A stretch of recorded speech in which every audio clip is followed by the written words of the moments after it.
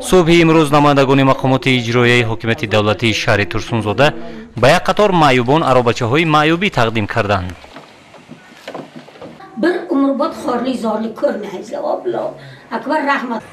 همچنین در باغ فرهنگی و فراغتی شهر ترسونزاده با مساعدت مقامات اجرایی حکومت دولتی شهر ترسونزاده برای کودکان معیوب تمام چرخ و فلک‌ها رایگان خدمت‌رسانی کردند.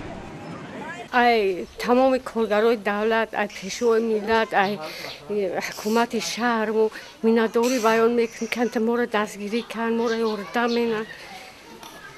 برایم خیلی آدمای معیوب، برایم خیلی آدمای که ای پا موندگین، ای دست موندگین، ای چی موندگین یاردن میکنن. همه را پروردگار برکت چوب کرده کسب کارشو.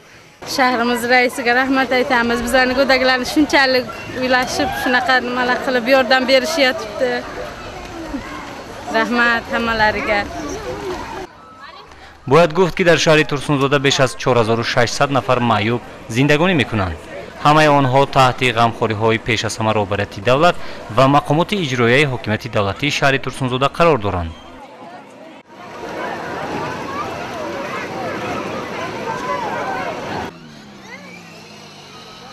اقدام راهاندازی نموده نمایندگان مقامات اجرایی حکومت دولتی شهر ترسونزاده نه تنها باعث روبلندی معیوبان گردید، بلکه عملی شوی این کار خیر و ثواب باعث شد که تا که والدان معیوبان نیز خوشنود شوند.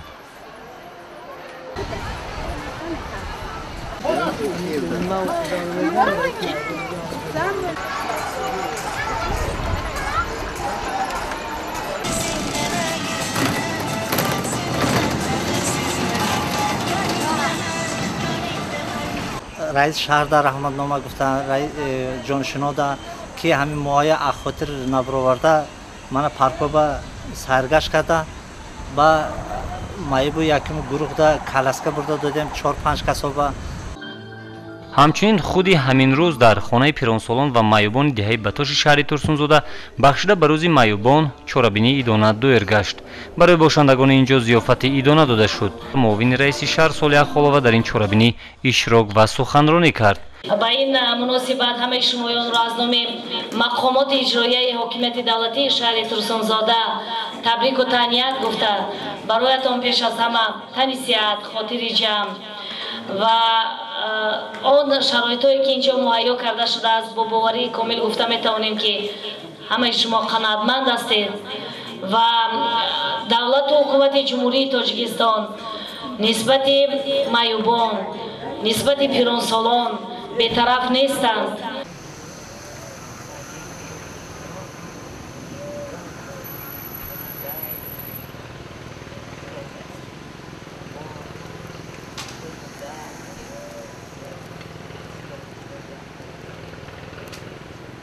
درباره شرایط امکانات خانه پیرانسالان چند سخن کنید که چه خیلی است؟ السلام علیکم. من گفتنی هستم که شرایط زندگی ما اینجا بهتر است، خوب است. یگان تنقیصی نداریم. رحمت به حکومت شهر ترسونزاده با وزارت حفظ تندرستی اجتماعی агенти صد شکر رحمت میگوییم که اینا ما را نقض نگاهبین ما میکنم. با روز دستگیری معیوبان من خودمون تنها ایست نمیکنیم. خدا را به شکر دولت نگاهبین ما میکند.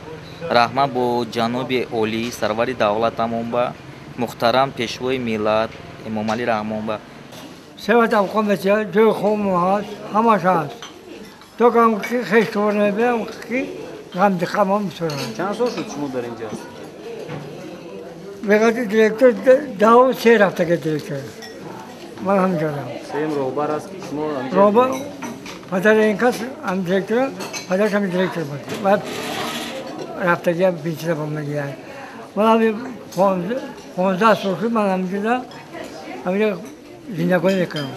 قابل تذکر است که باشندگان خانه پیرانسالان تحت غمخوری قرار داشته با آنها شرایط خوبی بود و باش مهیا کرده شده است.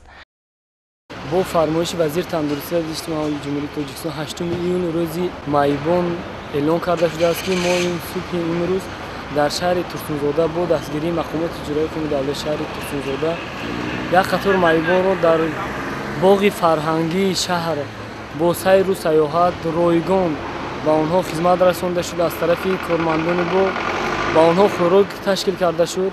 ба 12 нафар маъюбони шаҳри Турсунзода 12 адад аробачаҳои маъюбӣ, 2 нафар маъюбоне ки дар шаҳр буданд, 2 адад хадунов, 24 нафар маъюбонро бо тавбати рохатҳои санатории курортӣ таъмин карда шуд. нисфирӯзӣ дар хонаи Пиронсолон Чорабинӣ бо тантана дар рӯзи маъюбон гузаронда шуд ки маъюбон аз ин хеле хурсанду шод шуданд. баргузории чорабинии дона бахшида ба рӯзи маъюбон барои бошандагони хонаи Пиронсолон таъссуроти нек боқӣ гузошт. дар охир ҳунармандон бо таронаҳои рангинашон табъи ҳозиринро болида сохтанд.